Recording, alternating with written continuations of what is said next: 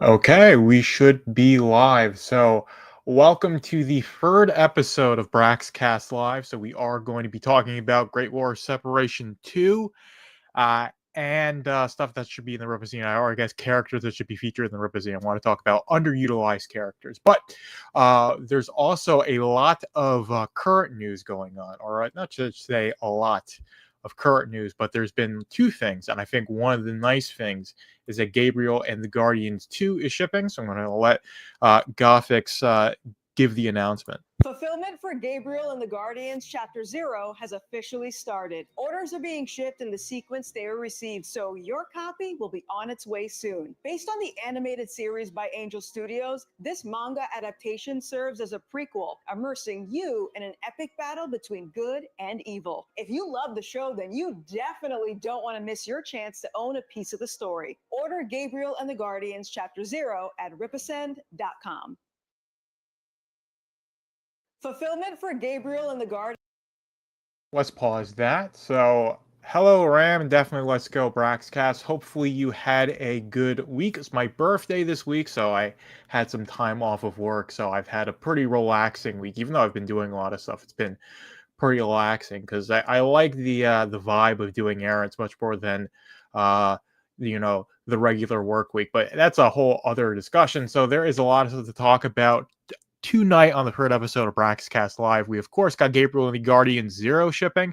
I got my shipment notifications, so I will definitely review it in April. Probably one of the first, if not probably the first book I read and review in April because it's such a short issue. So it's going to be, oh, yeah, we got Garfield's Bizarre Adventure. Congratulations on 100 subs. Yes, I feel fantastic about that. But the thing I feel really great about is that you guys are enjoying the content and even feel like subscribing in the first place. I got my first paid subscriber on Substack. I just got paid from that today. So I'm definitely getting some momentum.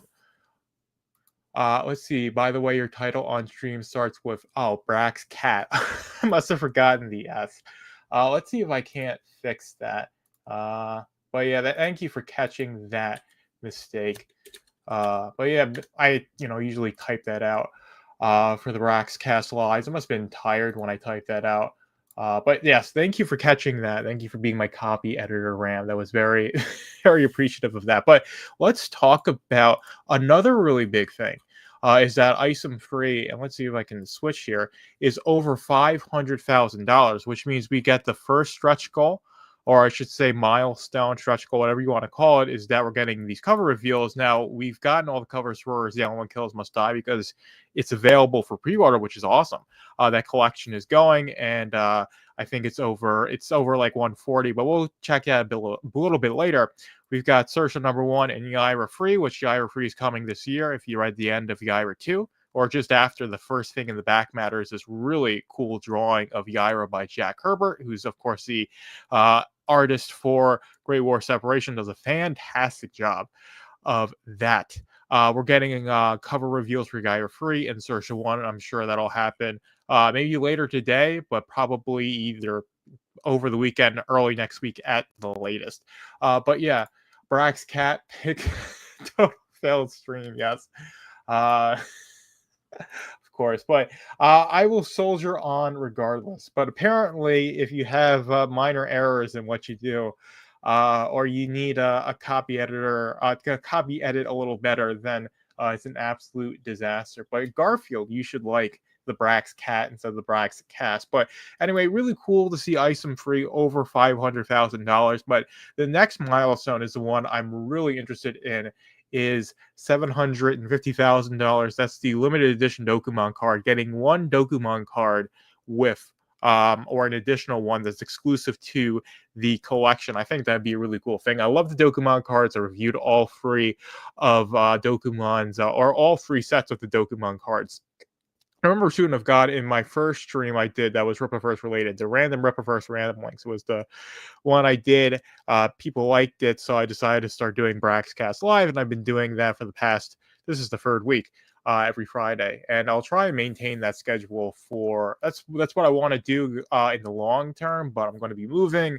So I don't know how my schedule is going to look like, but I do like this time slot. So if I move when I move and I still have a job where I don't have to work on the weekends and I'm on that schedule, Friday evening is going to be a really good streaming spot for me, but we'll see how the future turns out. But for now, Friday, 6 p.m. Eastern, I think is a really good time to stream, and that's what we are doing. But anyway, the $750,000 Dokemon card, we're going to get that one if we get to that goal. And to bring it back from that tangent is that on that stream I was talking about, Student of God asked or said that individual Dokemon cards need to be sold. And that would be a pretty cool thing to do. It's just that you're adding a lot of SKUs, and it's really going to, you're going to get killed on shipping. So if you did like packs of 3 or 5 and you sold those for like, I don't know, between $10 and $25, I think that would be the best compromise. And you could reprint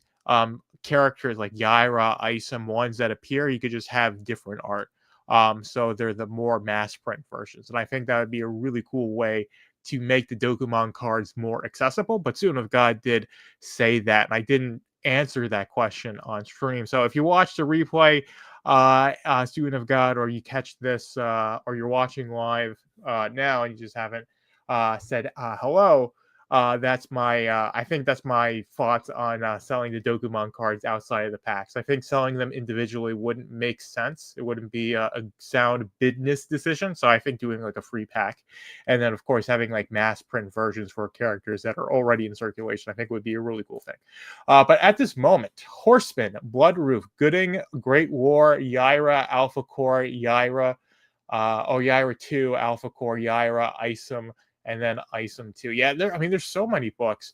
But I still think Yaira is my favorite series. And then I think it would go in probably Alpha Core, and then Horseman after that.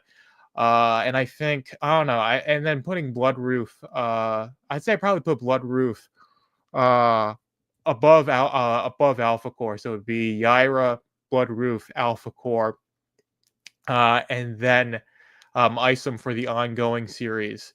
And then I guess I'd say Horseman for the one shots. Of course, the Horseman series is probably going to be really high. It's probably going to be right next to Alpha Core in terms of how I like ongoing series. But for the one shots, Horseman's best, followed by Gooding, and that is my tier list. Judging by the that, and then I guess Grey War Separation. I'm honestly liking Grey War Separation as much as Horseman, but I definitely love that first issue. Really glad to be getting that second issue. And now we're going to be talking about Great War of Separation, because I think that's like the perfect segue. $57,000, 2,200 books sold. So it did launch this week, and we do have all 4 covers. So we've got cover A. This is done by Eduardo Mello.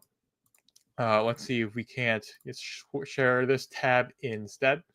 And that is the cover A for Great War Separation 2. Of course, I got all 4 covers, and I'm going to show them off if I get it in time. Like I said, moving in June. So the direct coverage of this is going to be a little bit different until I get settled into a new place. And then hopefully I can get right back on the horse and show everything. It'll be slightly different, of course, because it'll be in a different spot, but it'll be still showing everything off physically from that overhead perspective on the pre-recorded episodes of Braxcast and doing all of those reviews as well. But for now, I'm going to be covering everything like normal, but I'm not sure if Great War Separation 2 will fit into that release schedule. Hopefully New Zealand and Isom 3 do, but we'll see how everything turns out. So it might be a while for some of the books in the release schedule where I won't cover it as quickly as I usually do, but that's a thing to talk about in the future. Let's get back to the chat. Cover A and cover B are my favorite this time for Great War 2. Yeah, I think for me it's between B, which we'll talk about. Let's see, we'll present video file, share screen. We'll share the Yep, here we go. Or actually, we'll just do the window like that, and then we'll add it here. This is cover B, and let's see. This was done by Jack Jadson and Marcos Martin is the colorist on this, and this is, of course, the retro cover. Absolutely love this cover. It's done by Caden White, the mass print cover. This seems to be more of showing off the villains. I think D is showing off the heroes. But this is, of course, the retro cover. Of course, you've got the character box there, and you've got the text from prisoners to soldiers. The war is over for someone, but who? Evil Accept is unleashed, and then introducing the villainous next. Let's see. The villainous Newt, Rojo, and Absolute Zero. So we're getting those characters introduced to us, and I always love these retro covers because of that text of the characters get introduced, because that's where we learn their names and we can speculate on them, and then of course read it. And that's what we had with Xeno in the first cover B that was done by, I believe that was done by Joe Bennett. But there's been so many covers because each book comes out. They have 4 covers, and I think that's the best number for covers is for 4 covers and 1 main, and then the 4 variants, and usually D has always been that mass print cover, right?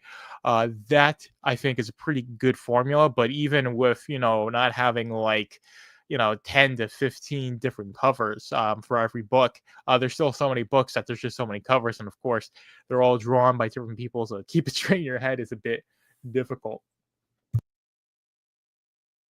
But yeah, we're going to move on to cover C. So cover C is, of course, done by Joe Prado, and it's covered by Candice Hahn.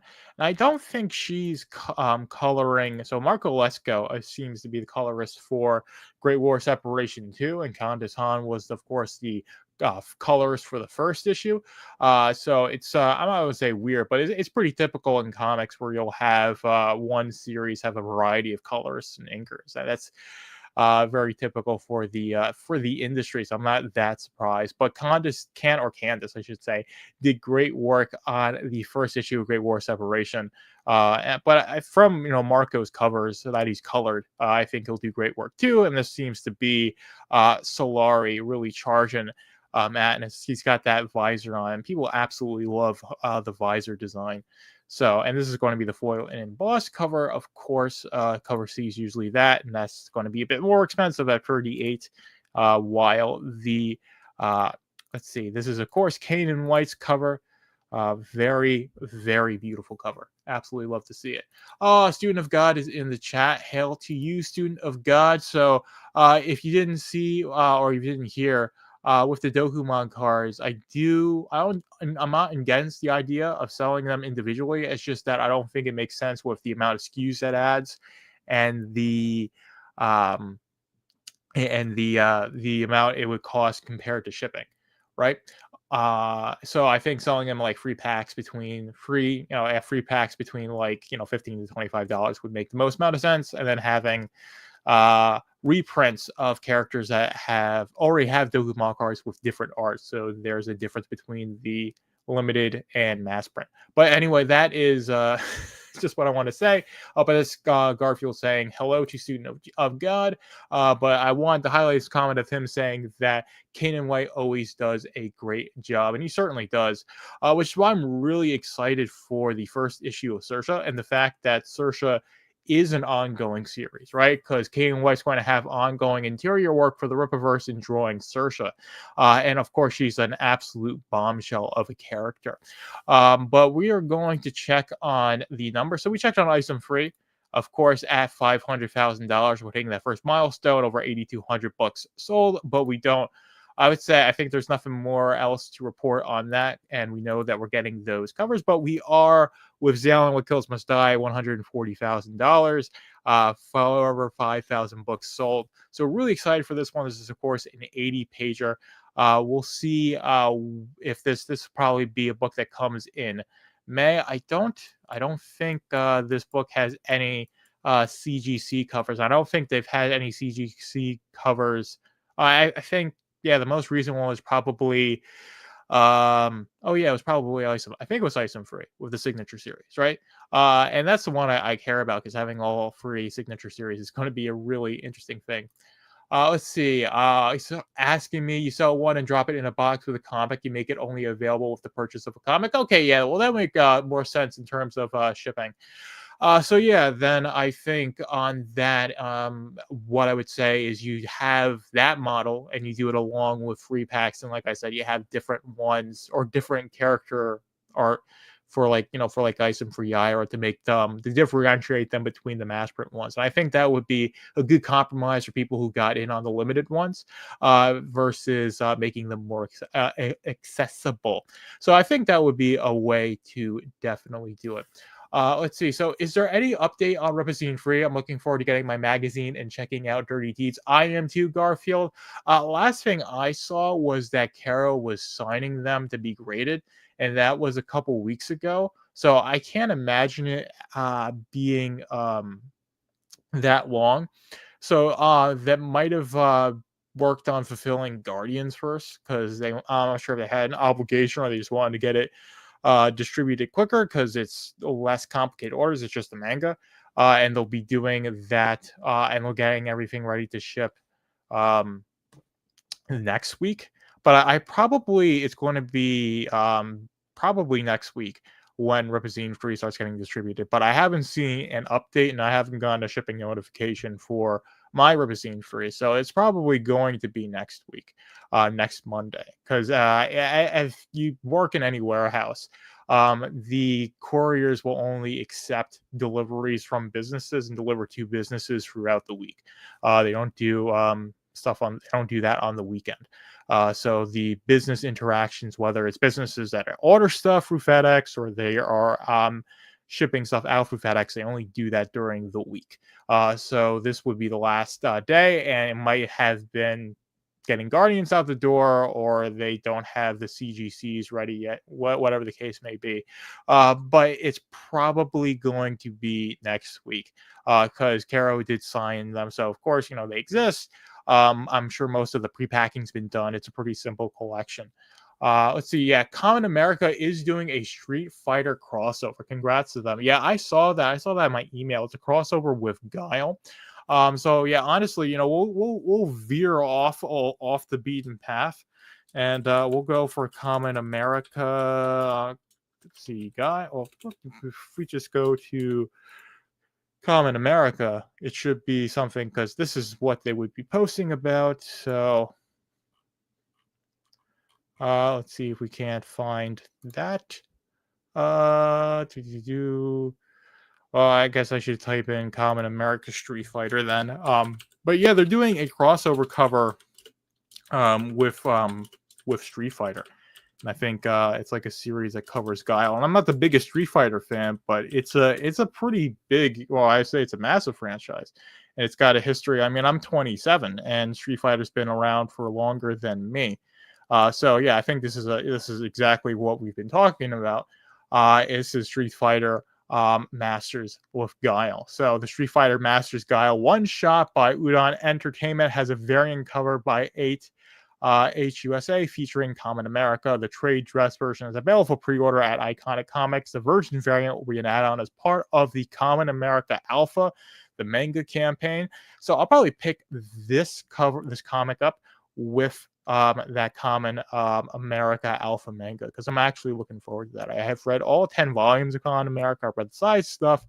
So I really like Common America. I like where they're going. So volume 11 is definitely something that has to happen because there's an ongoing story that's being told through the main volumes. Really excited where Mark is going to take that.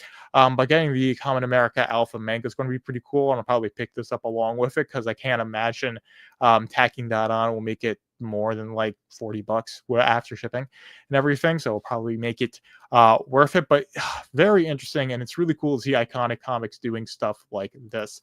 Fantastic. But this is not the Common America stream. Of course, we've got people responding to the live streams, but we covered Zalen selling over 5,000 copies. But now I want to talk about the Rippazine. So Garfield was asking about Rippazine 3. I'm looking forward to reading Dirty Deeds. I am too. Of course, that short story is by Caro Brown. And she does fantastic work over the Rippaverse. She's written a bunch of stuff really interesting. So I'm sure she's going to write a really interesting story. But there's so many stories that can be told in the Rippazine, so many short stories.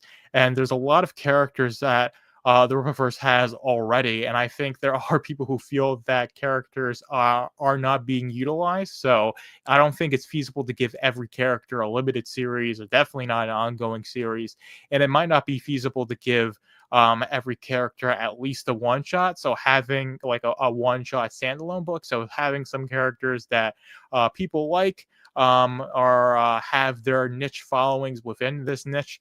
I think the Rippazine could be a way to give them, sure, some attraction, but definitely more play than just a cameo in a book or two.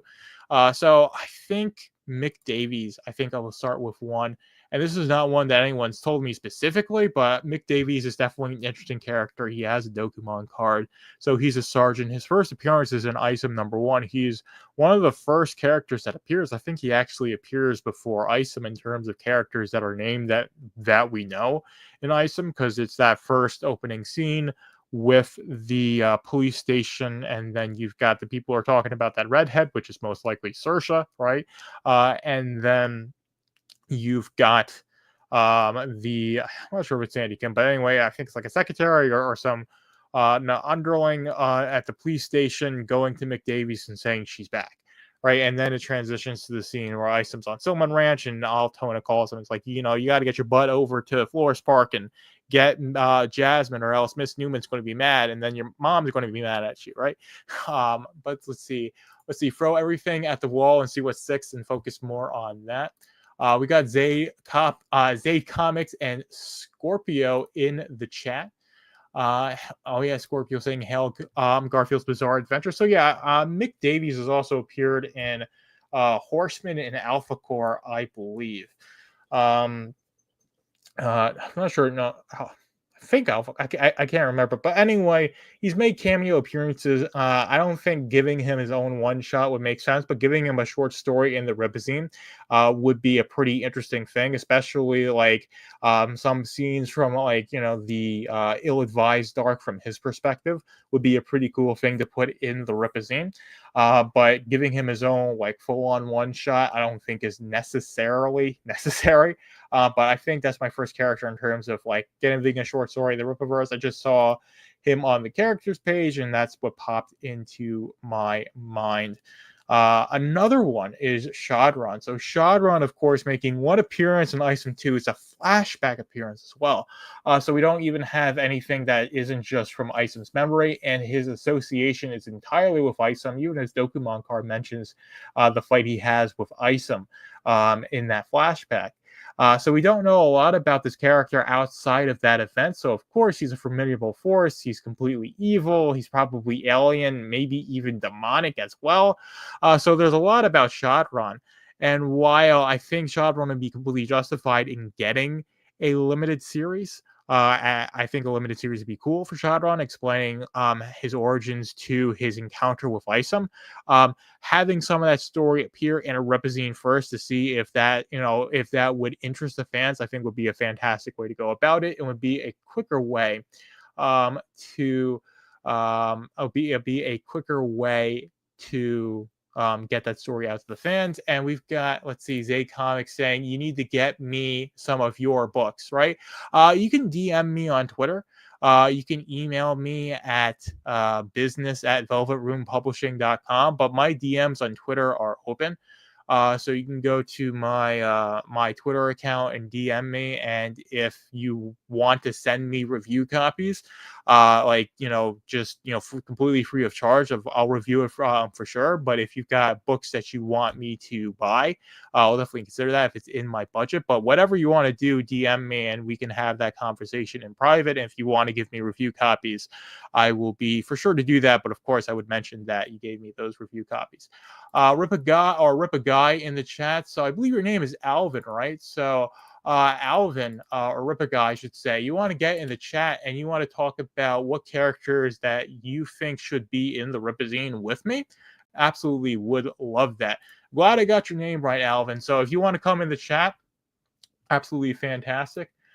So make us like Jim Gordon. They don't need their own book. Absolutely agree, which is why I think he should have some short stories in the Rippazine. I think that would be a really good way to narrate some stuff from his perspective that gives context to stuff like the ill-advised arc or stuff that's happening in Yaira, because of course she's known to law enforcement. I'm sure like Mick Davies is watching the news and getting really freaked out about stuff like that. So to have that in short stories as Rippazine would be fantastic. So Mick Davies Rippazine special story sounds pretty cool. Yes, it does, which is why it kind of popped out at my head. But let's see here. I mean, I do like Billy Bob Quinn. And his initials are BBQ. Of course, his only appearance being an Alpha Core 1. Pretty interesting character. I'm sure like him and Galvin could have a limited series together because it seems like they know each other, but having him getting like harangued by his grandmother to go and do his criminal jobs for the day would be a pretty interesting short story in the Rippazine. So that's definitely one I can think about. So let's see here. God, I think one that I'm really interested in, not really interested in, but one I think would be slightly interesting is, of course, you got Sandy Kim appearing in Alpha Core 1. And it's not necessarily something that is like only Sandy Kim, but having all the people who work for the Alpha Core that aren't part, well, now it's just like, it's 4 main members with Stefania. Although you read Yaira 2, her being an Alpha Core is a bit questionable. But anyway, the accepts that are part of Alpha Core. There's people, or there are people who aren't accepts that main 4 that we know, who are part of Alpha Core. So having a series, or I should say short story, that chronicles that would be a pretty interesting thing. You could definitely tell a lot about stuff like that, and it could be like an ongoing thing in the Rippazine, and it doesn't have to be its own full-on limited or ongoing series. And if you do get to the point where you're doing quarterly releases for the Rippazine, then you could have ongoing like short story series. And I think an Alpha Core, or like the, I don't know, Alpha Core Office, whatever name you would want to call it, but just following those non-superpowered except non-superpowered members of the Alpha Core that do all of like the managerial stuff and the minutia and such would be pretty interesting. And Garfield is saying Sandy Kim needs more love. I definitely agree with that. So let's see. Rippa Guy 808 says maybe a Stefania one-shot story could work just to show how she got her powers. Yaira thought it was not possible to pass on her powers to her kin. Honestly, Alvin or Rippa Guy, whatever you want me to call you, I think that the explanation of how Stefania got her powers is probably something that's going to be explained in Yaira. I think that's part of Yaira's story, since her introduction was in Yaira number 1, of course, and she's got a decently prominent role in Yaira number 2. Of course, Yaira number 2 had a 56 page count, and I think it should have been 72 with all the stuff that the Saskas were putting into Yaira to let all those events breathe and give the context that was needed. But I imagine, or I would say imagine, but this stuff is going to be explained in Yaira 3. We're getting it this year, so it's not the biggest deal in the world. And of course, when it gets collected, and especially like 5 years from now, we're on like Yaira like 10 or something like that. If everything goes according to plan, then it's going to be not much of a complaint at all. But for now, it's like, well, you don't have the current issue to give the additional context and flesh out everything that happened in Yaira number 2. So Garfield also asking, the real question is, who is the third LFC investigator? Saoirse and Salvage are the first 2. So yes, the lethal force certification. So there's Free and Flores Park. That is certainly going to be interesting to see who the third one is. But the bigger question is how does Flores Park as a city-state form? I imagine that's something that's going to be explained to us in the Great War Separation. So it's going to be really interesting to see that. And that is the biggest question I have right now with Flores Park, especially since with the Great War Separation. But who has the third lethal force certification in Flores Park is also, that was one I was thinking about ever since we got Saoirse revealed in Rippazine 2. Is like, who's the third person?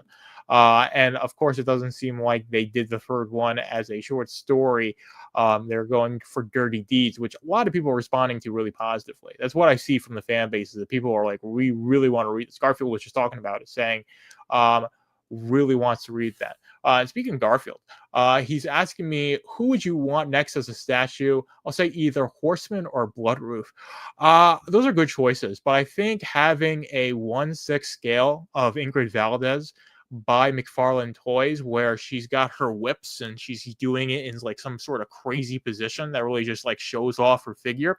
I think that would be a really cool statue. McFarlane Toys knocked out of the park with the Yaira statue.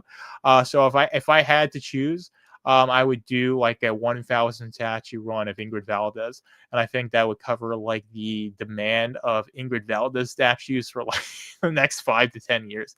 But that's what I would get.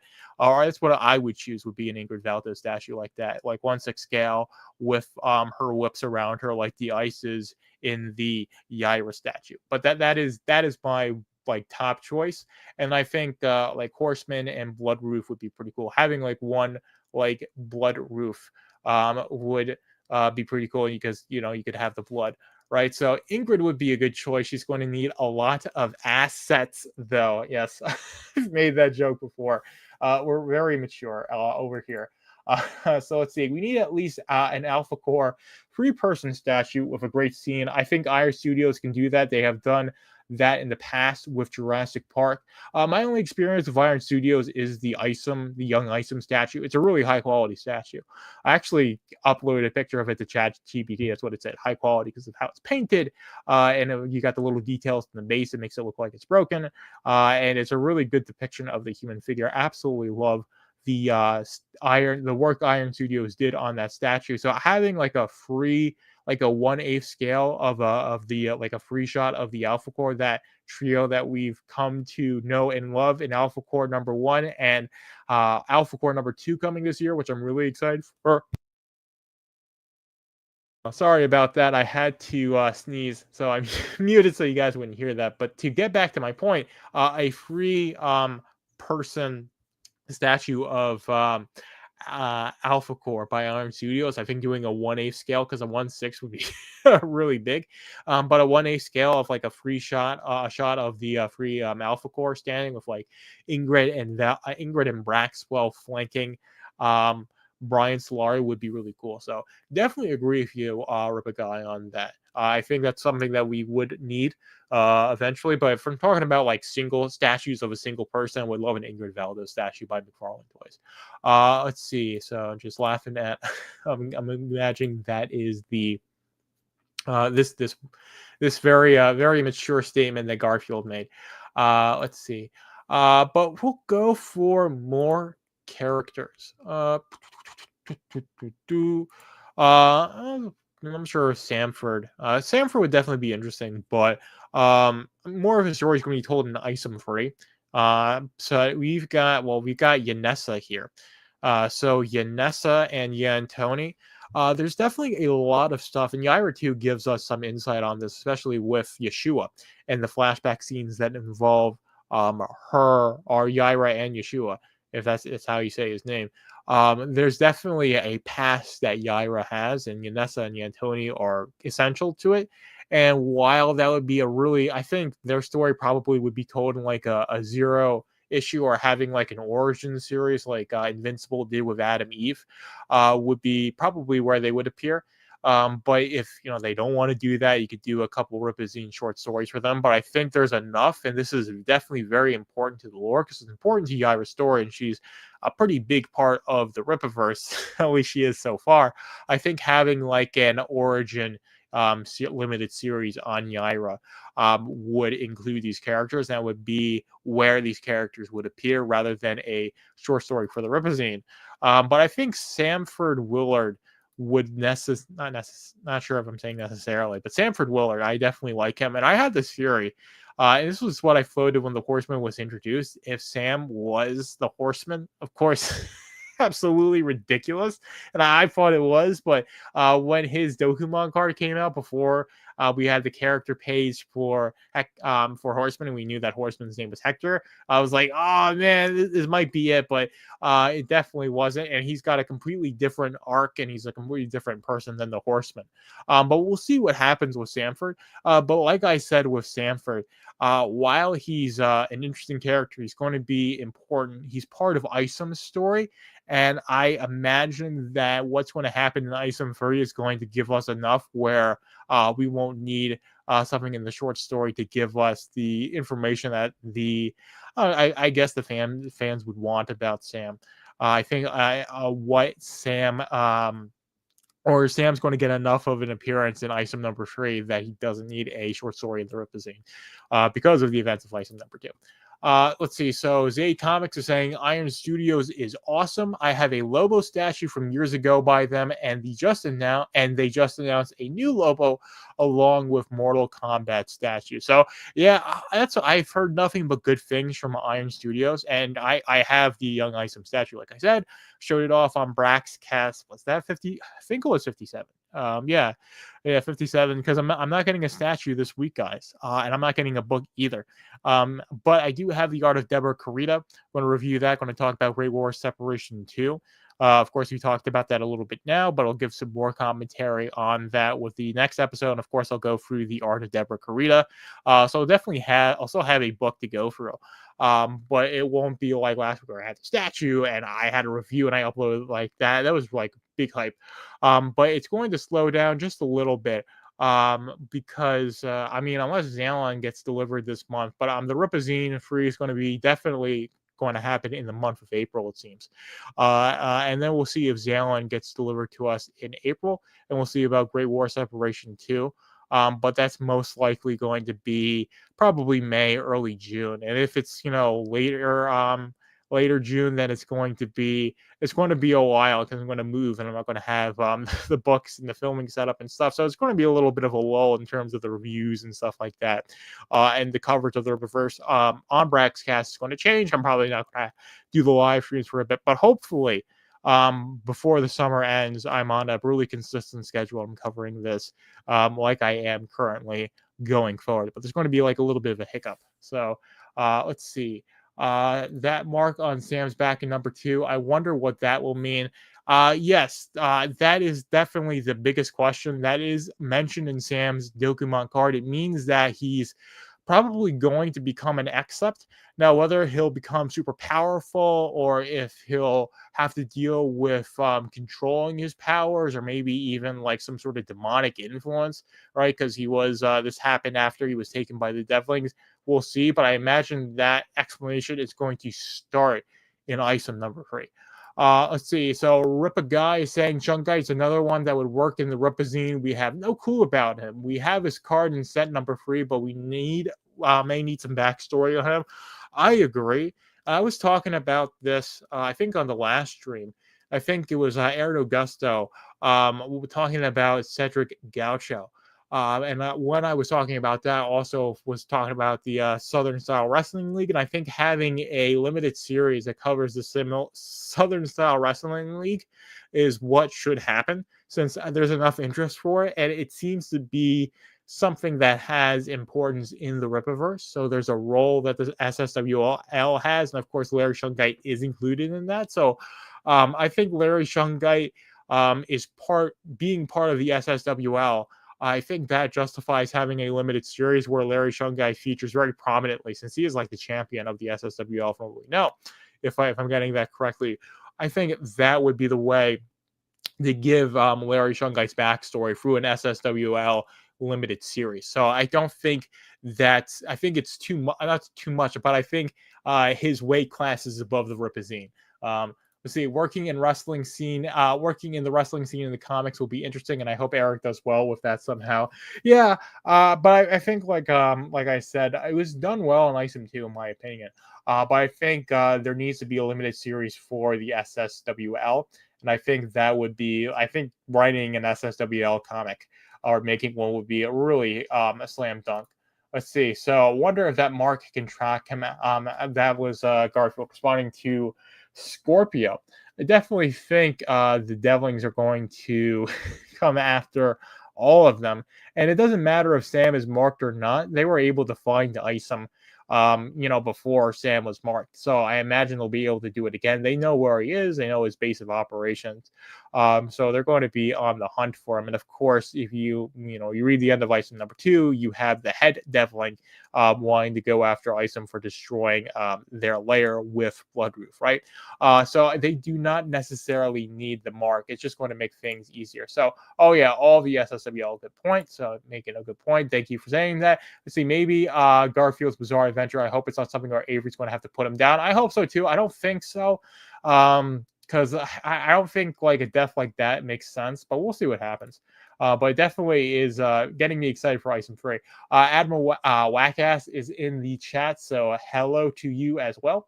Let's see. I don't know about a wrestling comic. Those don't know about a wrestling comic. Those comics were very niche. Yeah, I imagine it wouldn't have the biggest audience. But like my point being is that I think it's something that's important to the Rippaverse, and I think having like a free issue limited series of like no more like it's less than 200 pages, right? Of a limited series, you put that out there that just gives us the readers or the fans of the Rippaverse some more context, and then it being for like the lore first, and then it being a wrestling comic second. That's the way I view it.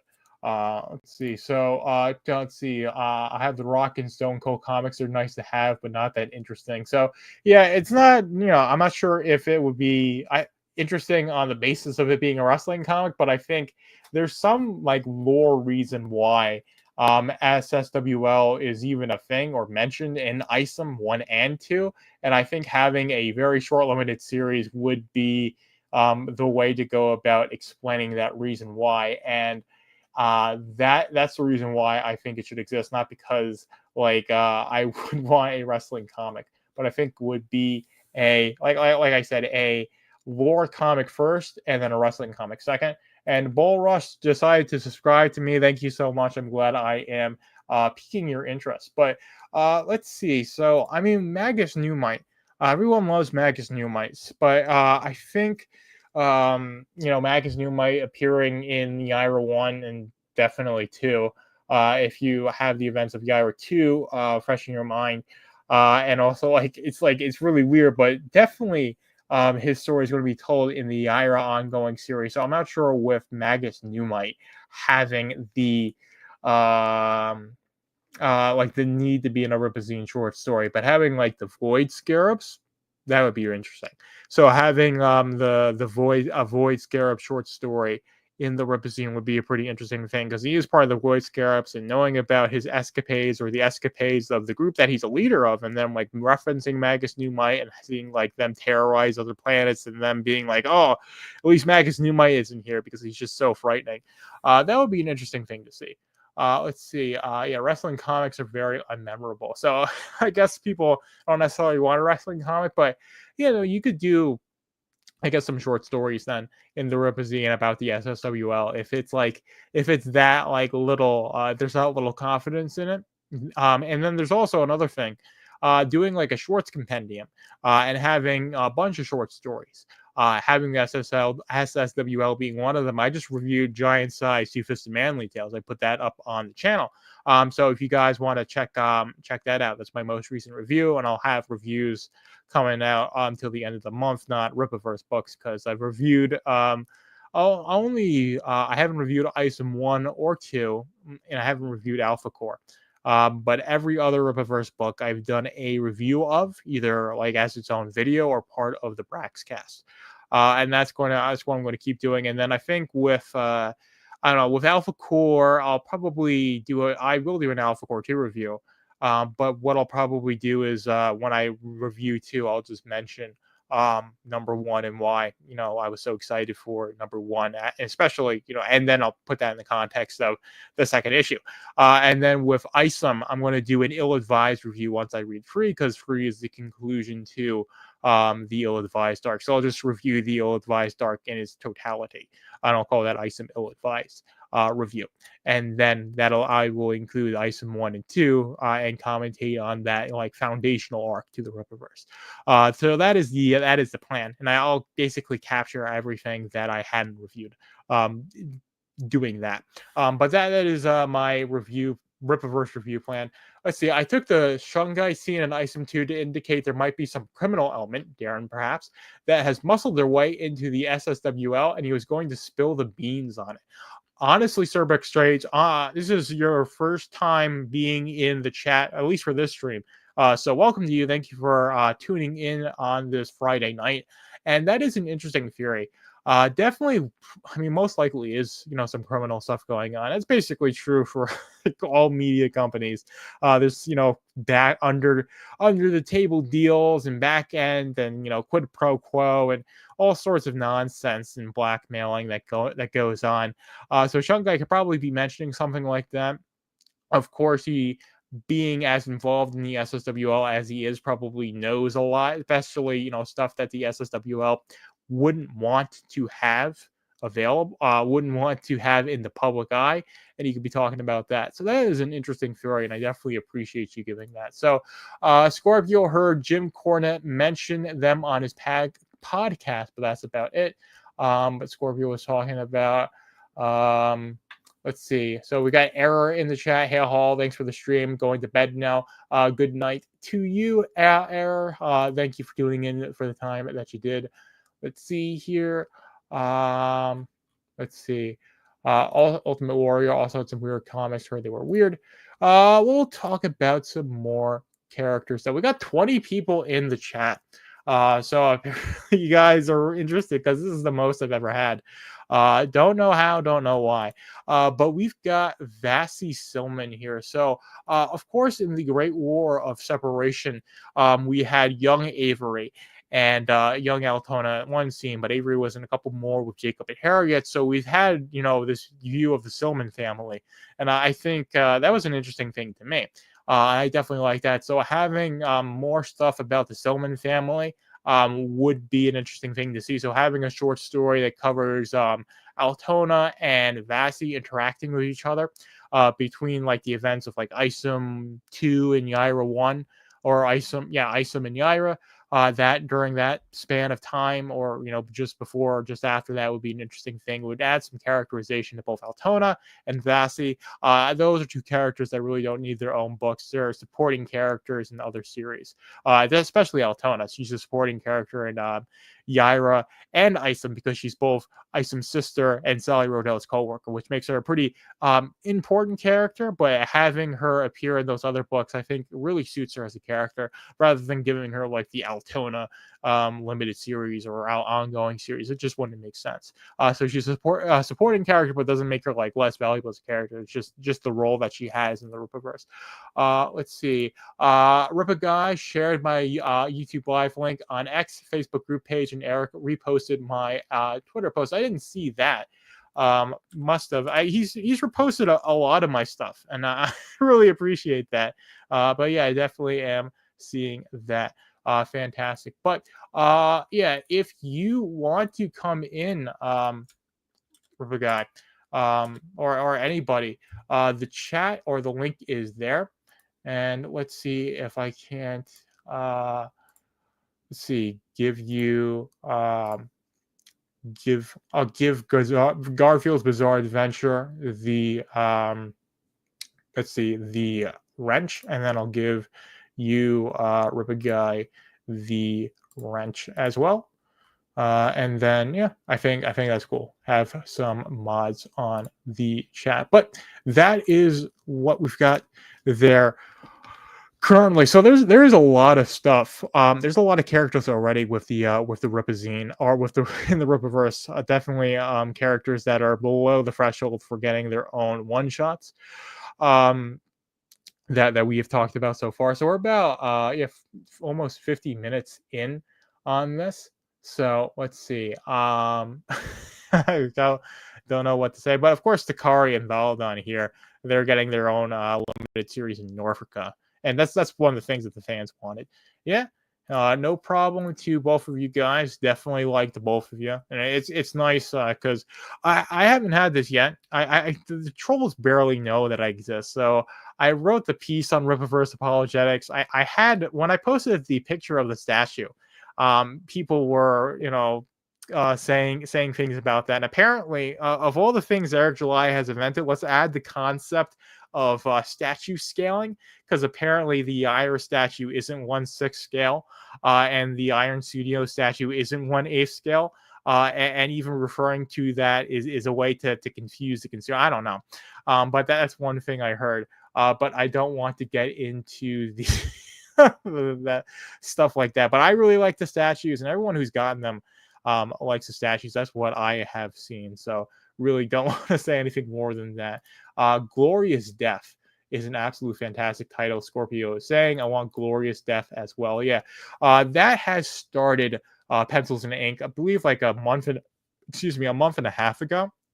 So that's probably something that'll launch around the time Bloodroof did, I imagine. Of course, that's Ronaldson Farrar, if I'm saying his name correctly. But he's done some covers for the Rippaverse. He did a Rippazine calendar piece. I think it was like August is when he did that.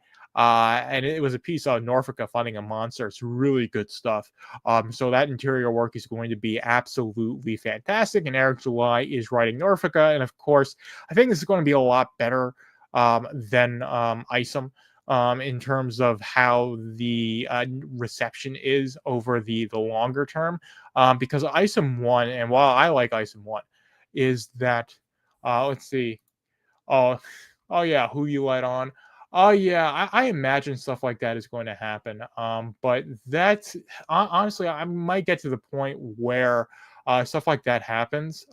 We have, like, group chats and stuff like that, or at least there's one group chat on Twitter, and I'll just post the link on there, and I'll have like a Student of God help me vet the people that try on, because I don't want any people like that. It's not that, like, if my YouTube channel gets banned, while I've been putting a lot of time into this, it's no skin off my back, but I don't want to, like, take the wind out of anybody's sail. So hoping they update the character section soon for characters introduced in Gooding / Onward. Still need Juna and Splatterpuss from that. Yeah, that's one thing I'll mention, Amaze, is that it can be a bit better about keeping the character page updated.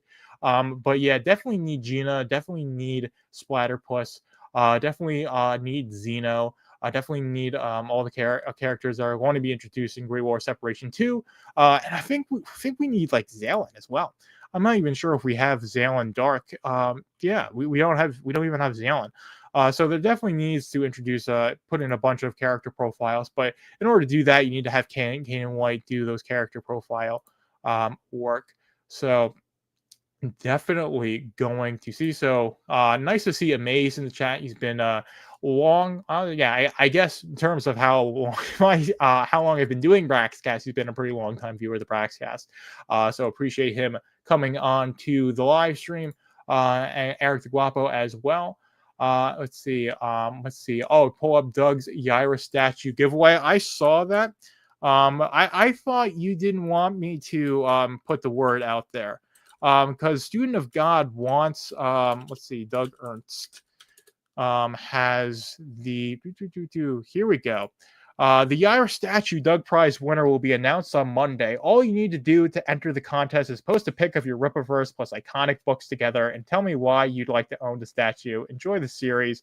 Honest and uplifting. Have a great weekend. Now, of course, I don't need 2 Yair statues, so I'm not going to enter you into this, even though I have a bunch of iconic comic books. I have some Soul Finder books. I need to buy the rest of Soul Finder, read through the ones I've read through again, and do an overview. Because I really remember liking Soul Finder when I read it, and I read it like probably going on 2 years at this point. And I read the Soul Finder. So I like the character of Father Redder, and I like the idea of Soul Finder, and it fits in well with the common verse. So Doug Ernst has done absolutely fantastic stuff with Soul Finder, and it's really cool to see him do this for the fans. So you can get in on that. Of course, I have the Badger plushie as well. Absolutely love the Badger plushie. And then you see, I believe that looks like Joseph, Mary, and baby Jesus. That's a pretty common nativity scene. So I believe he's Catholic, so I think that's pretty common Catholic iconography. Yeah, so Doug got a nice statue, definitely. Let's see. Yeah, Doug did get a statue. Let's see, going to need a Xeno profile. That guy is going to be trouble. Absolutely going to be trouble. So really interesting to see. But yeah, it's really cool that Doug Ernst is doing this for the fans. So you can still get in on that. So it's going to be announced on Monday. So you just need to post a pic of your Rippverse and iconic books together. So if you own Common America and Alpha Core, or you own Soul Finder and Isom, or you own whatever else, there's a whole bunch of stuff that Iconic puts out, and Rippazine, take those pictures together. And you've got, let's see, we've got Eric. This is Eric Rosso. Hit back on that. I need to start out both saying that I don't want the statue. It's a gorgeous statue, just not something that I would ever care to display. The disparity in collection size between the Rippaverse and Iconic comics is due to timing of awareness. There are a bunch of books I surely want. Anyways, I hope to see a bunch more photos popping up here. I might post something over the weekend, but I definitely have. I have Soul Finder. I have. Of course, I have every Rippazine book. I have multiple copies. And I've got the Common America Omnibus, the first one, and I've got all the hardcovers after that, the individual ones from like 6 to 10. I've got the Common America Comet, so I've got a pretty big collection. Let's see. I already went over that, but that's a nice comment. But yeah, I really like the Yair statue. I think I got in on that because of just how big of a fan I am. So it seems like with Great War 2, we'll be getting more into the superhero side of the story. Should be an interesting change from the first issue, which was more of a political thriller than a superhero story. Certainly agree with you on that. So Great War Separation 1 ends with Dixon establishing that. Of course, you've got Stallion and the other exceptionals. And we've got Xeno having that very brief appearance. But yeah, this is definitely getting into like, oh yeah, this is a superhero comic instead of a political thriller and a military conflict story. But I think the way Chuck Dixon decided to structure that is fantastic. Absolutely love to see that. But yeah, Major right on the money there. I think it's the perfect way to structure a plot. But we'll go through some of the more of the replies. So we've got Unearthing America saying, okay, well, I can't get your books that fast. I had a lot going on last week. I had them in the cart and pulled away to do something I was thinking about getting on my laptop to finish that. This is just a fraction of the Rippaverse collection. And you got Yaira 1, cover C, that's a foil embossed by Graham Nolan. You've got Isom 2 cover C, that's by Shane Davis. You got, of course, Isom 1 cover A. It's probably the most prolific cover of Rippaverse cover because it's the main cover of the book that launched Rippaverse. And of course, you've got a cover A for Gooding, a cover A for Alpha Core, and the black and white Blood Roof. That cover was done by Deborah Carita. So I'm like, I know all these books so well, and I love them all. Let's see, we'll go home there. We'll go back to the character archive. I can see Great War Separation being a high-budget TV series in the future, live action or animated. Now, I love animation, so I'm always going to default to animated. So doing like really high-quality like hand animation stuff that would make stuff on the quality of like the best anime studios or Studio Ghibli. I know the ChatGPT generating like Studio Ghibli-ifying everything has been all the rage. But having an animation team that does hand-drawn traditional animation as well as that, and doing the Great War Separation is what I would want to see. And I would want to see a bunch of stuff. Would love to see like Yaira. I'd love to see Blood Roof animated. That's really what I want to see Rippaverse Studios do, and then live action second. Oh, even though I think a live action Great War Separation series would be really popular, I think that's something that a lot of people will respond well to. I imagine that's something that like a lot of like people who watch like the Tom Clancy stuff or Reacher, I'm sure if it's Reacher, whatever series that was really popular. Stuff like that. People respond well to that, and I think Great War Separation would be in that vein. So a live action version would undoubtedly be popular. But as someone who loves anime, as someone who loves that art form of traditional animation, I would love to see the Great War Separation animated, along with a bunch of other stuff. Like I said, Yaira, Isom, basically, especially Alpha Core. Let's see, political thriller with superhero action. That definitely is Great War Separation. Absolutely why we love to see Great War Separation. We can talk a little bit more about Great War Separation because we're having a pretty good flow here. So yeah, I'm interested in those two chicks on cover A. Also interested in learning more about Xeno. Let's see. So we'll open this image in a new tab. So I believe she appeared on cover A, And she appeared on, I think, cover A of Great War Separation 1. Yeah, so we've got all of these, and I think these are going to be the Texas exceptionals, right? So you're going to have exceptionals that are working for the federal government, and ones who are working for Texas, and then Zeno seems to be a cartel member. Like, and who knows if the cartel even's got a good leash on him? He probably don't. Let's see. Would love to see some real animation slash art in the style of the animated trailers. Animation allows much more freedom with action and character designs when compared to live action. Hit the money, hit the nail on the head. Amazed. That's definitely the style I want to see them go for. Definitely putting more care and love into that. Not that the animated trailers aren't really good, but you can tell, I think, especially the Alpha Core one, there's stuff that they could have refined better, but it was a trailer.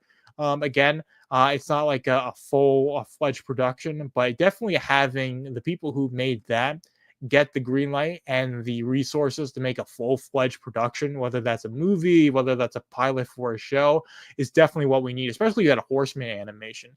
And honestly, we can go to the Horseman animation.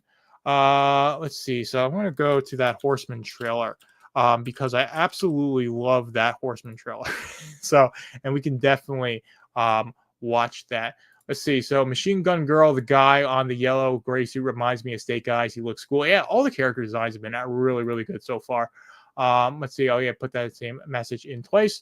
But we'll put the. Oh, okay. There we go. We'll present, share screen, and then we'll share the Horseman. Welcome to Florida.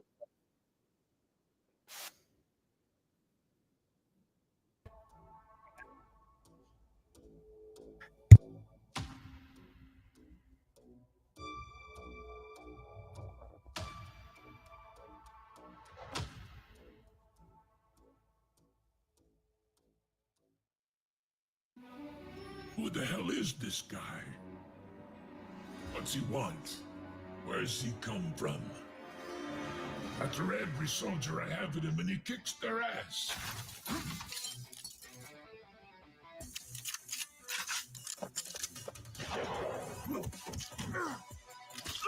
Outman.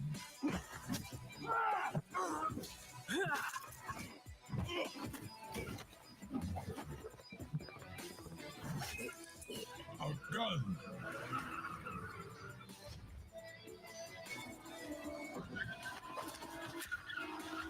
And he walks away clean. With my money. Now what are y'all gonna do about that? Turn us loose, Tuna. Let us do what we do.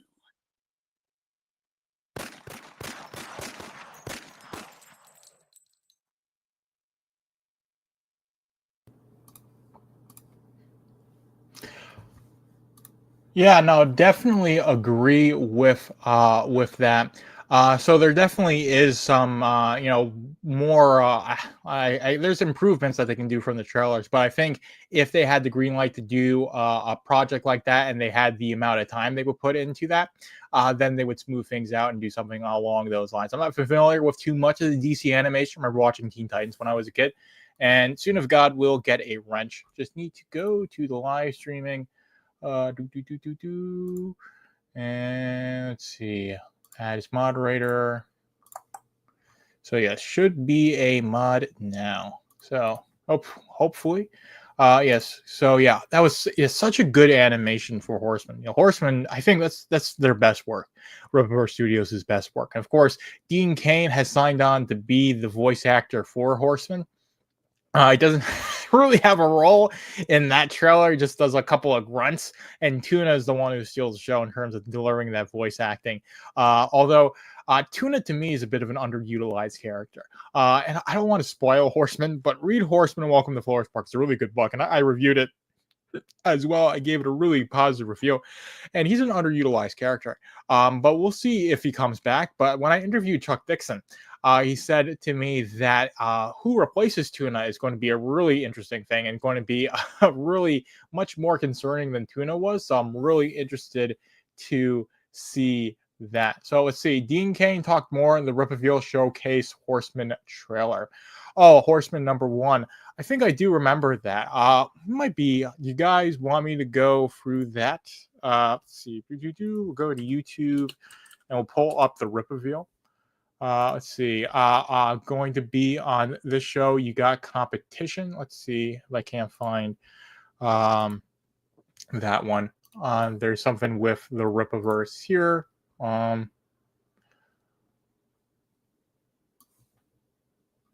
Let's see here. We'll share this tab again, and we'll put this on.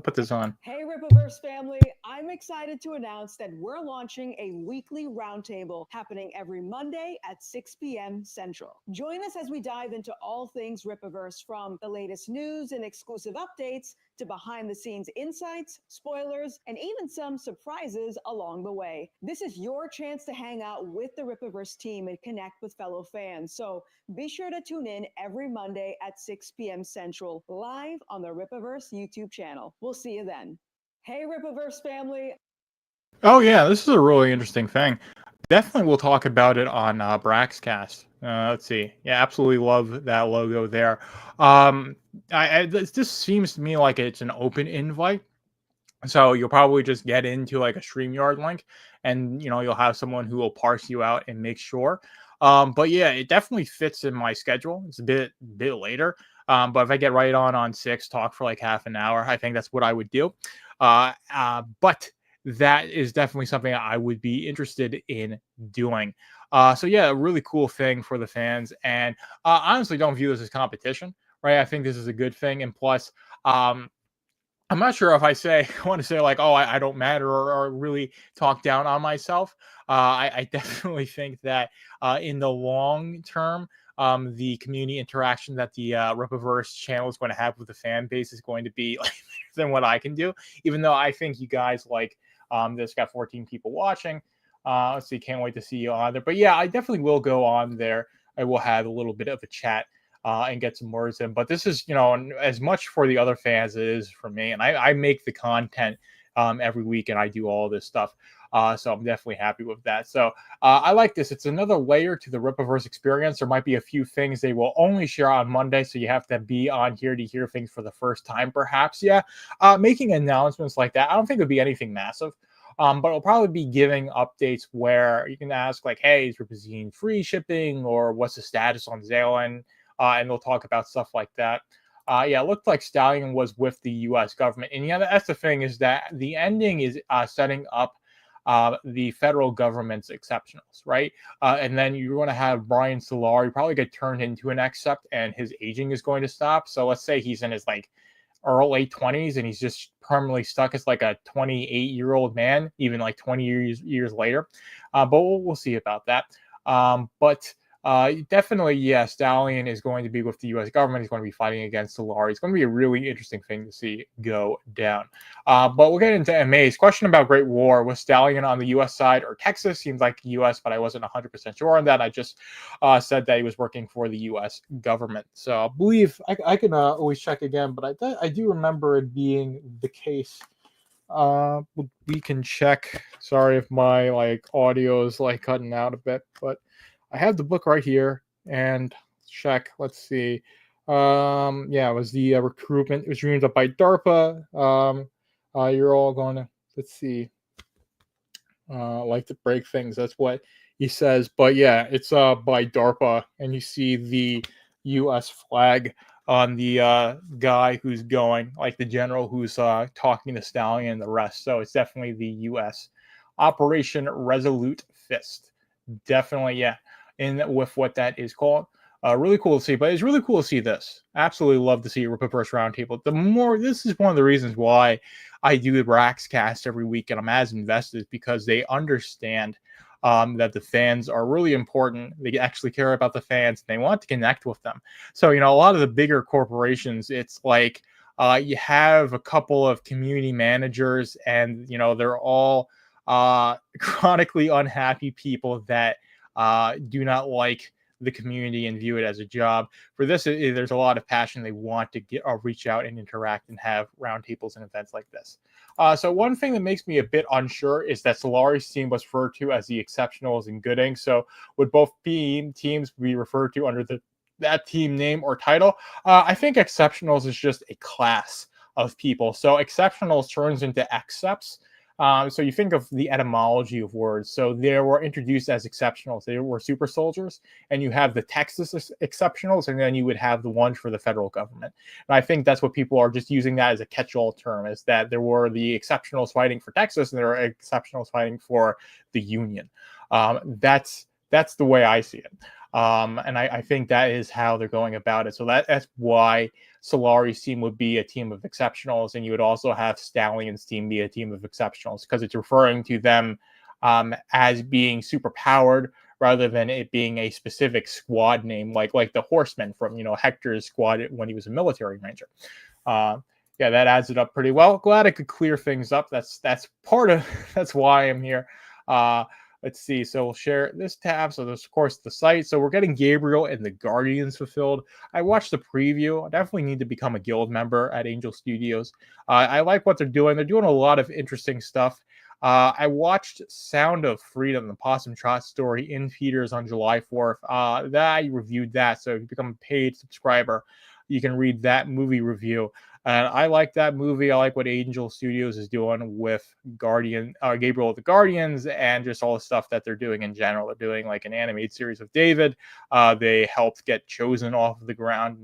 And even though that might not be the most theologically sound and like the best thing ever, I still think it's pretty good.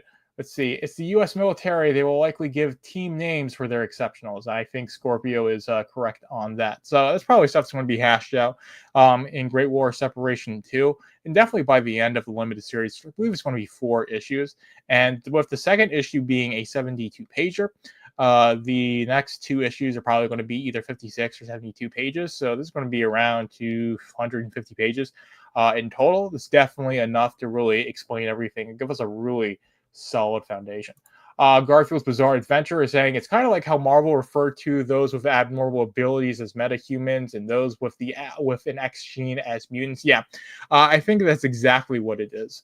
And that is a really great analogy. I'm a bit of a new guy to comics. I need to get a couple like Justice League and Avenger omnibuses. So if you have like recommendations on like those best omnibuses to get, then I would definitely get those and read those just to get like a baseline, because I've read all of Invincible and I can talk about that. Battle Beast #1 is coming out in May. I'll probably pick that up from my LCS and review it. It's only $4 because it's a floppy distributed through the LCS network, so that's the price that's going for a floppy. It's probably going to have a couple of ads and it'll be on thin paper, but it'll be a comic and I'll read it. People loved Battle Beast, and I think he was an interesting character as well in the series of Invincible. Let's see. I appreciate shows like The Chosen for making the Bible a lot more accessible to younger audiences. And yeah, not just younger audiences, just audiences in general. Now, of course, I'm reading Ezekiel right now. So I am like, over 500 pages in on the Bible one. I have the 66 book one, but read through most of the prophets, and of course, entire Pentateuch, and you really have to read it for yourself. And of course, I don't want to argue about like scriptural canon or anything, but the Bible exists, and reading it has immense value, and you can't replace that with TV shows or animation or anything like that. But stuff like that gets people interested in it, especially the New Testament, since it's only 27 books compared to the 39 or 47 or 46, I should say, books, depending on, if you're Protestant or Orthodox. And if you're Ethiopian, then it's, like 48 because you include Enoch. But that's all, like I said, a whole other discussion. But yeah, I do appreciate Chosen that it gets people interested in the gospel, right? And it is it's just well produced and really interesting as well. Let's see. So Tim Sale / Jeff Loeb Batman Omnibus and DC New Frontier, my 2 favorite comics, would highly recommend. Yeah, I'm gonna have to copy that, put that in a notepad. Let's see. Copy that. But yeah, thank you, Amaze, for that recommendation. I absolutely love that. So yeah, that's definitely something I will put on the list. And so yeah, there we go. So let's go. Let's see. What will be interesting to see how younger people who weren't in the war have ended up with acceptabilities, especially if they're already born prior to the presumed genetic accept experiments. Yeah, that's an interesting thing. But accepts, you've got aliens. Of course, Yaira is an alien, and she existed for centuries before the Great War of Separation, right? She existed for centuries before the United States as a country was founded. It seems like. So the ability to be an accept has existed in the Rippaverse, and of course, it's not something that's limited to humanity. We've got Zeon. So the idea of being an accept exists outside of Earth, but of course, how it formed on Earth. Great War separation implies that it was somewhat of a recent thing in the time that the Great War separation is going down. And it seems like the establishment of like collecting the XUps and having them actually do stuff. But we'll see how that is explained. But definitely Alpha Core established that a lot of people can be XUps. So now whether or not the genetic stuff happened as a result of the Great War separation, we'll see. I don't necessarily think so, because it seems like most of the people who are adults, like I think the Great War separation probably something that's like happened like 20 years in the past from ISM 1, assuming like ISM 1 starts at the present. We're talking about the present. In terms of the Rippaverse, ISM 1 would be the beginning of that, of course. And I'd say it's probably about 20 years, and you've got people who are older than that. Let's see. So yeah, Ram said that Eric July just announced a new weekly stream on Mondays talking about spoilers, behind the scenes, etc. So I think that's the Rippaverse round table. And we did talk about that a little bit.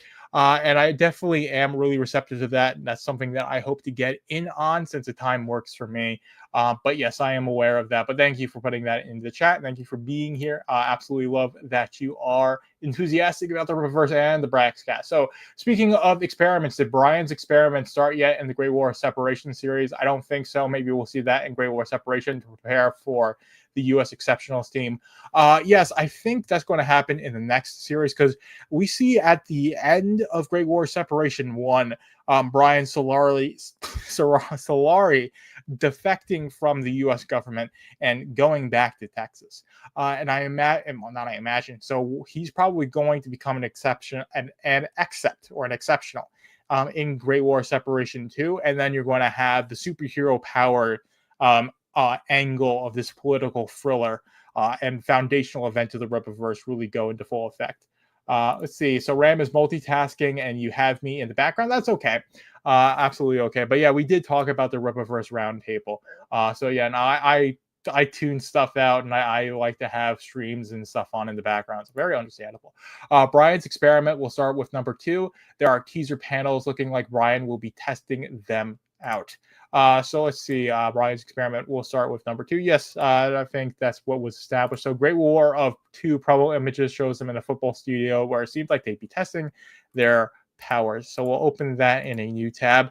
And I believe that's what you guys are talking about. And yeah, it just absolutely looks like them being in an environment where they can test their powers. You've got a helicopter there giving them air support. So I think that's definitely what's being talked about.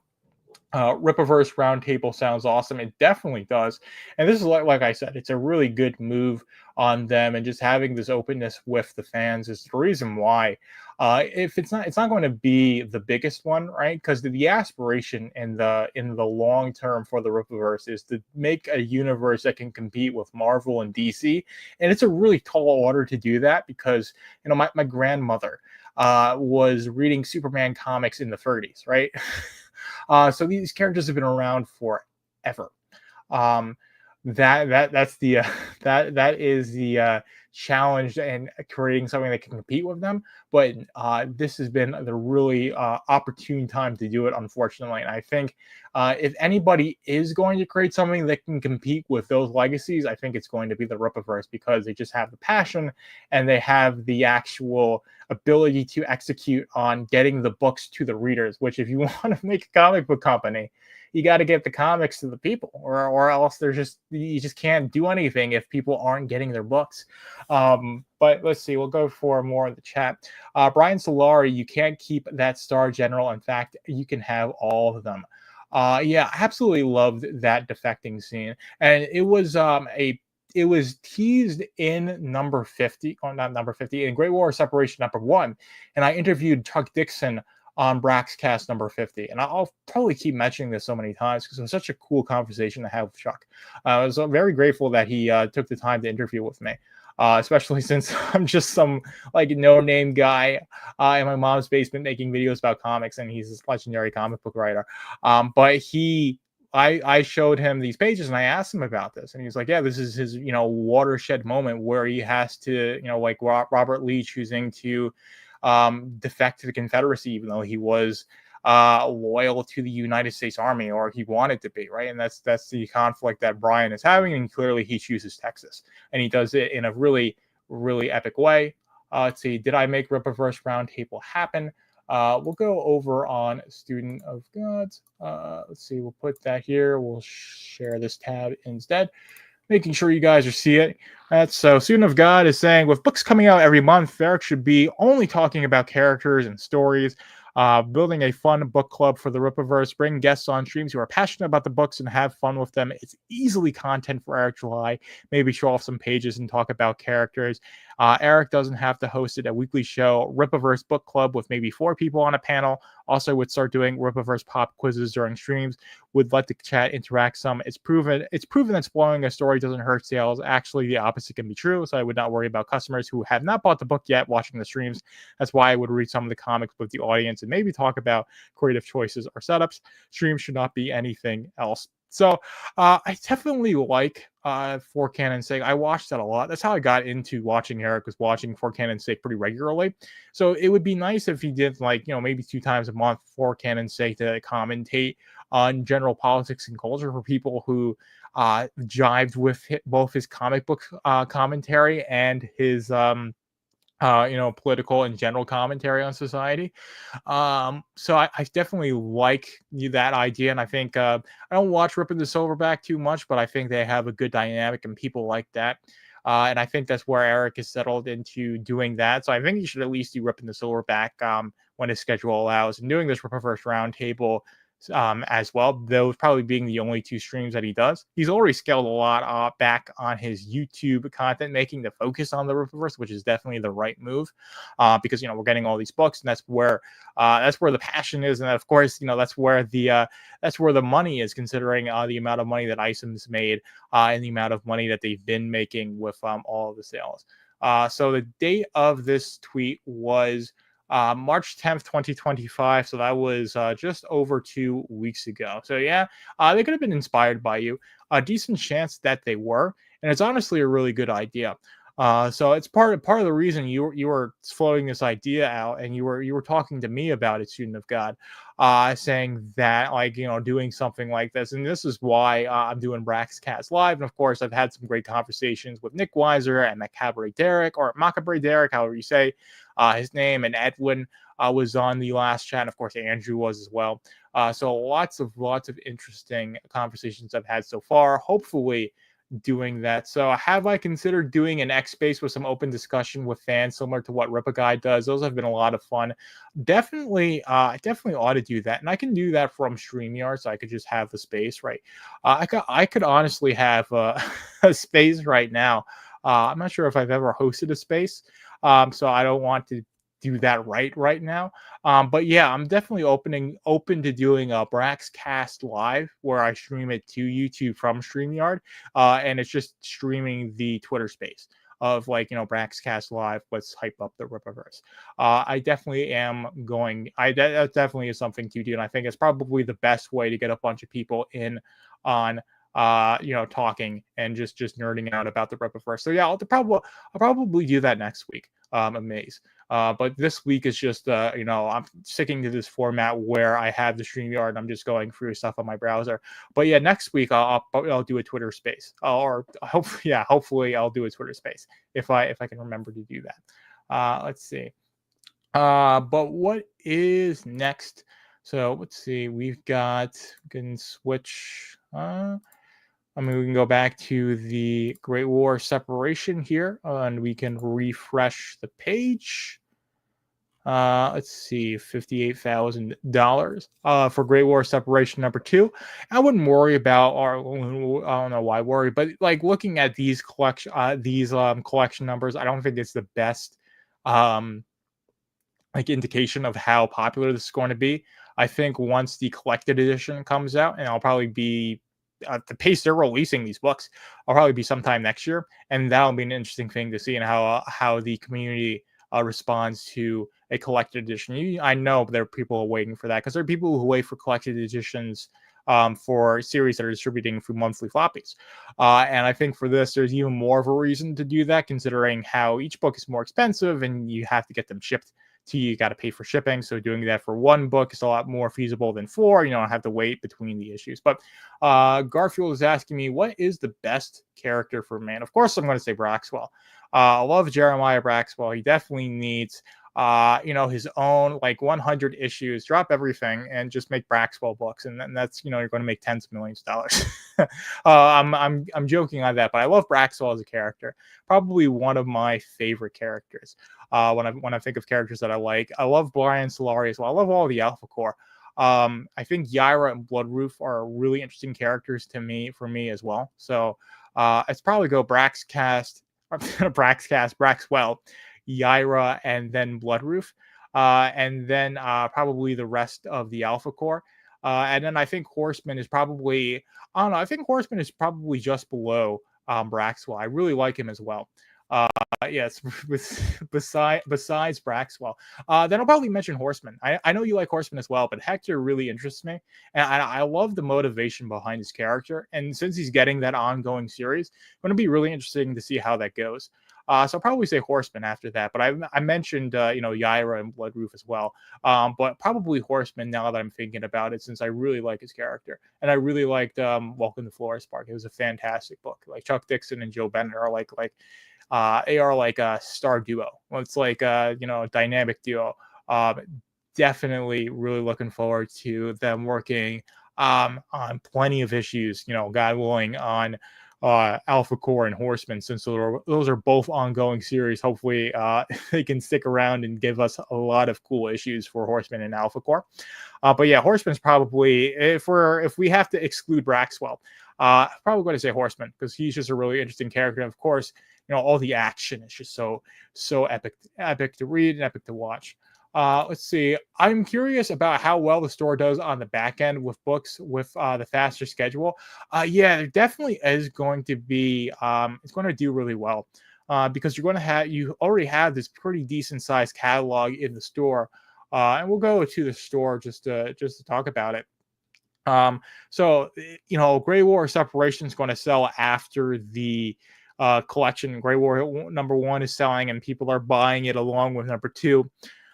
And then you're going to have all the other books. Remember, guys, there's 14 books that were talked about in the Rippazine. I believe like 12 of them were planned for 2025. And we now have 3 books that weren't talked about in the Rippazine that are on the way. That in Rippazine 3, which is going to fulfill very soon.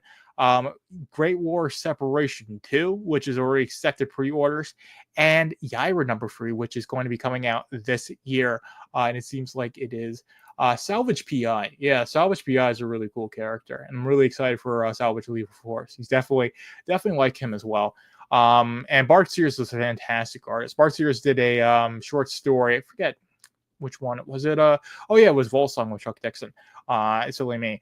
Giant Size Two-Fisted Manly Tales, and that was really good art. So Bart Sears is a fantastic artist. So seeing more art from Bart Sears and him drawing Salvage is a really cool character. So that's John Salvage. You know that from the Dokumon card. He's a good character as well, and he's definitely an interesting character. But I still think Horseman's he's a bit cooler, and I like that he's got some development to do. Or is to say he definitely has a character arc, and he's at the beginning of it. It's going to be exciting to see where Chuck takes Horseman, and I think that's why.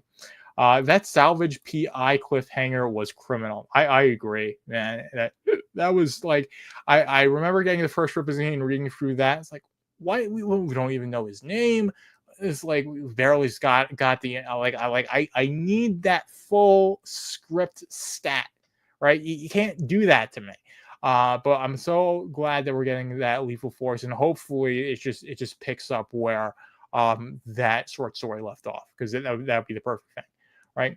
Let's see. So don't forget books for Rip Ascend. Yellow Flash is Mighty Golden Patriot, and Jay David has Daughter's Revenge on deck.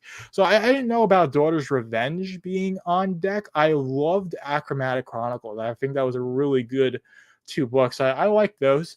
And they were really, really well done in terms of the printing quality. Those books were printed in Canada. I believe Great War One was printed in Canada. So they have that good quality there, and I like those books in terms of just the story that they told and the way it was presented. Eric Hodgson did good art, and I think the artist for Blue is escaping me, but I like that. So more stuff from Jay David's going to be pretty interesting to see. But Mighty Golden Patriot, really interesting to see that. Of course, Yellow Flash and Dillard are working on that book, and that book's been, I would say, controversy is the right word, but you had a lot of people on Twitter, X, whatever you want to call it, just talking about it. Really, there's been a lot of drama surrounding how that book's been produced and all that stuff, but from what I've seen, the previews of it look really interesting. Dillard is, of course, a fantastic artist. He did a submission for I think it was the Ice of One fan art contest. That was absolutely fantastic for fantastic work from him. So it's going to be really interesting to see Dillard's work in a book like Mighty Golden Patriot. It's going to be interesting to see Flash's writing style. I've watched some of Flash's content. That was a while ago. I did kind of check out from all of the mainstream commentary, because it's just the same stuff. It's like it was just different names. It's like, instead of it being this Marvel movie, it's that Marvel movie. Instead of it being the Lion King live action movie, it's Snow White now that's bombing in the box office. Although the Lion King movie did like $1 billion, but there's I forget the movies that bombed from Disney. But Disney had it was like they're like 23 box office. That was just abysmal. And it's just the same thing. It's like, oh, it's just another failure at the box office. No one's seeing this, and it gets a bit repetitive. But I think that commentary is necessary. But anyways, I was watching Ryan Cannell, other Geek and Gamers stuff. I was watching Yellow Flash. I got checked out from watching those sorts of YouTube videos. But I watched some of Flash's stuff when I was interested in stuff like that. So I definitely, I don't know. I think I don't have anything against Flash. So it's going to be interesting to see that. It's going to be interesting to see how the fans respond to that, because the Gabriel and the Guardians manga is really short form, and it's a companion for a larger property. So it's not like its own thing as a standalone comic. But Mighty Golden Patriot, starting out as a comic, it's going to be a full length book.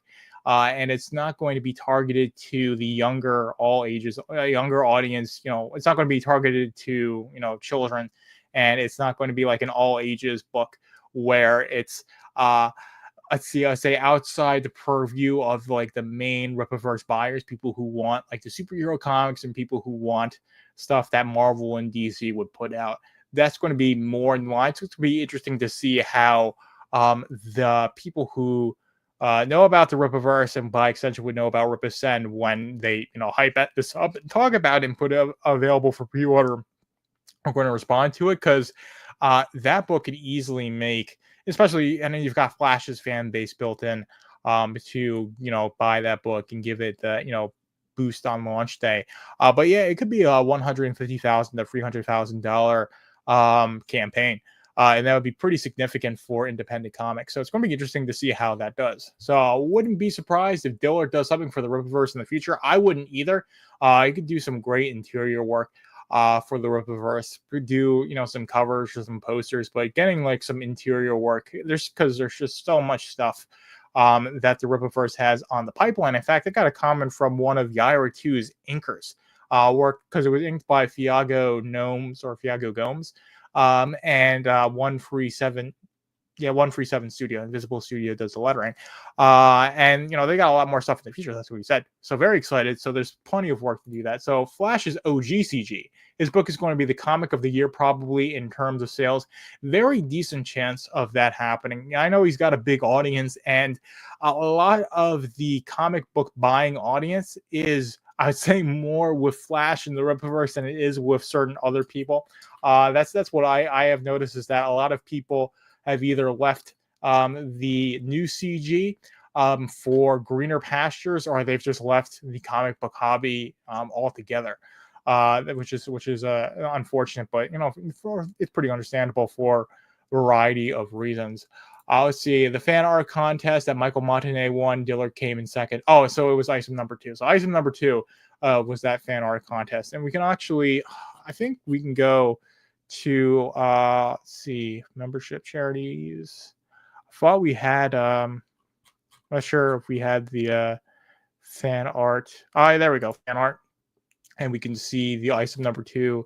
See, you got IR1, we got item 1, and we got item 2. There's been free fan art contests. I think they need to have, well, not I think they need to have another one. So of course, this is Michael Montagne's winning piece. This is what got him the gig to draw Bloodroof. Bloodroof is a fantastic book in terms of art, so definitely a fantastic choice.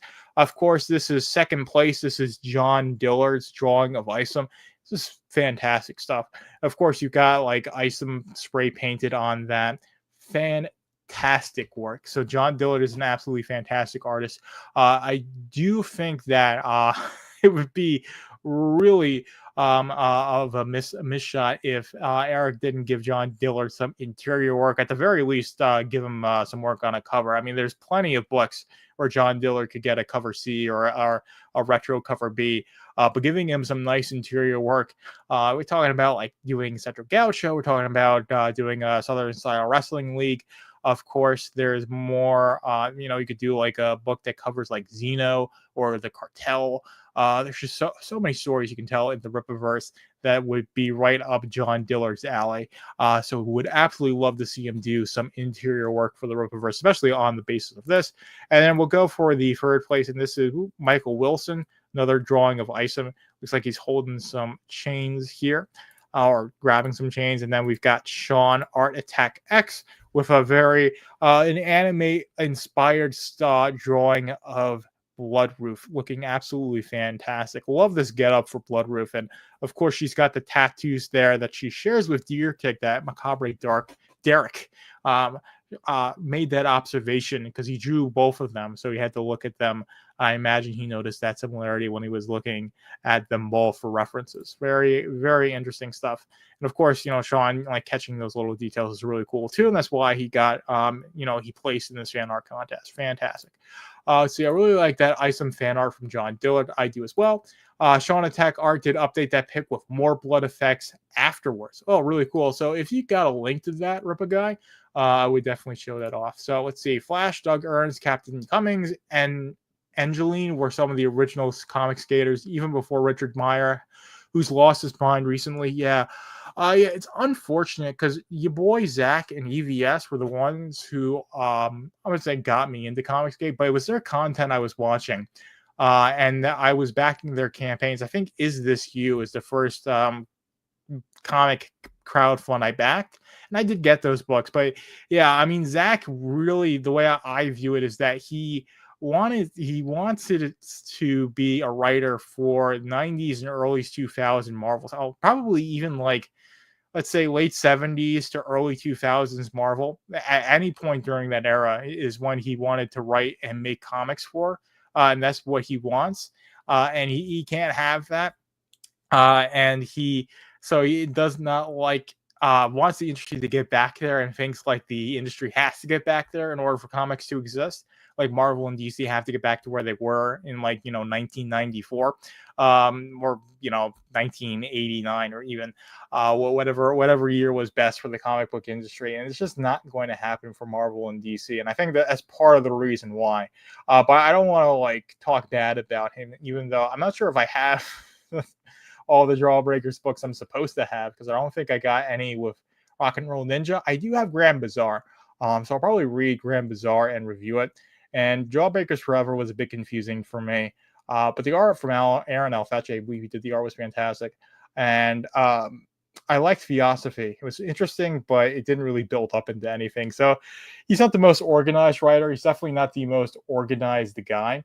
But yeah, it's been a downhill slope for Marvel and DC since early 2000s. It honestly started in the late 90s. From this is all before my time because I was born in 98 and I didn't get into comics until like 22. But the what am I even saying? But the decline started happening in the late 90s. That's when the comic book crash happened. I think Marvel went bankrupt and had to sell the rights to the film rights to Spider-Man to Sony in like 96 just to stay afloat. So this decline that we've been experiencing in the comic book industry has been going on since the late 90s, I would say, or maybe a couple of years before that. And there was a little bit of time in the 2000s where it was kind of recovering. But then around 2015 is when, of course, we have, the Trump campaign and then the rise of DEI and being woke and all this stuff. And, not only do you have the corporate influence in comics, you've got the content compromisation from politicizing comics, and then Comics Hate happens, and that's the whole thing there. Zach's a complete hypocrite. He's criticizing video reviews he didn't even watch, got called out, post down. Yes. Man, I wonder. I don't think he would do that for any of my reviews. But I did get a dislike on my Theosophy review, and then didn't get too many reviews. Not that people can dislike the videos, but see, Ram is saying that infamous term that Pod Awful popularized. Of course, I mean, should I say throat goat? Yes. I'm not spending my weekends at T&J's Pizza. So maybe I don't know. But yeah, it's just really sad that part of the community is where it's at right now, because it honestly should be about comics. And I know, I've mentioned EVS and your boy Zach, because they were what got me into Comicsgate. And I would rather see Splato Comics and All Caps Comics being known for the great comic books that they're putting out and delivering to the customers on time. But that's not the case for either of them. Like Rainbow the Brood, I'm coming up on 3 years of me backing it, and I don't have the books, and I'd love to talk about the books and review them. And it's a bit of a dumb concept, but I liked it. Let's see. Have you done an updated tier list on Rippaverse books since Yaira 2 dropped? I've been updating a tier list format and could DM it to you on Discord if you'd want to use that. Yeah, I definitely would be interested in doing that again. So if you DM that to me, Amaze, I'll probably do that. I might do that on an episode of Braxcast Live. I think that would be the best thing to do. But yeah, probably do a Twitter space next week, and then like the week after that, do a tier list. Let's see. It was Clownfish. He got destroyed. Yeah, he's been on a spiral. It's really sad to see. And I watched a lot of his videos, and I think a lot of his commentary was absolutely fantastic. It's just that he wants mainstream acceptance. He wants the mainstream to move like, a couple iotas to the right. He wants them to be where they were at, like, I don't know, 2003, or anything like before 2015, even though that wouldn't be a good position. That's kind of where the mainstream's going back, but it's just so corporate and bland and dry. And of course, so many of the people who are, the major Hollywood studios and these big games studios and the movie production, or the movie studios, they're all completely compromised. They're all, global homo commies. So they're not going to do anything that's really worth engaging with. And it doesn't never happen, but like 90% of the time, it's complete slop. You don't need to consume it. In terms of entertainment, there's just like a plethora of options. You guys are watching this live stream right now. You guys could be watching Snow White, right? Of course, all of you guys are the most bigoted people that you aren't watching Snow White right now. I mean, come on. Let's see. Okay. Garfield is saying Saul went after Clownfish over Snow White. Turns out she took her daughter to the movie. Let's see. There's still some issues in the 90s, but they still had some strong series during that time. They rebounded a bit in the 2000s before completely falling off. Yeah. So that seems to be what's in line with that. I want to do a whole article where I talk about not necessarily the comic book industry in terms of the stories being produced, but just terms how the business model has changed. in the modern era with the decline of the local comic book shop and the decline of interest in the comics that were distributed through local comic book shop and the rise of crowdfunding, and of course, I say the alternative to crowdfunding and for indies, where you're doing stuff like the Rippaverse, where you're just selling the books using online, through online retail, for e-tail, if you want to use the that terminology. But we can go back to the character. So we've been going for an hour and 43 minutes, and I haven't had anybody on. This has just been me talking. And somehow I've managed to talk for the entire time. But starting to get less, less people shuffling out. Maybe I'm not the most interesting, or maybe people got dinner plans. Who knows? But if there's anything else you guys want me to talk about, say it now, because I think I'm going to start signing off because I'm getting a little bit tired. I've been, like I said, going on for nearly 2 hours, but it always goes by so quickly when you live stream. So I had a lot of fun doing this. Always love chatting with you guys. Gotta go. Thanks for the wrench. Thank you, Garfield Bizarre Adventure. But I think that's going to be it for me. So hopefully you guys enjoyed this third episode of Braxcast Live. Didn't have anybody coming on to chat with me. Certainly was fun, Scorpio, still, regardless of the fact that it was just me rambling on about a bunch of Rippaverse stuff. Of course, Rippaverse Roundtable being that surprise announcement was really cool to see.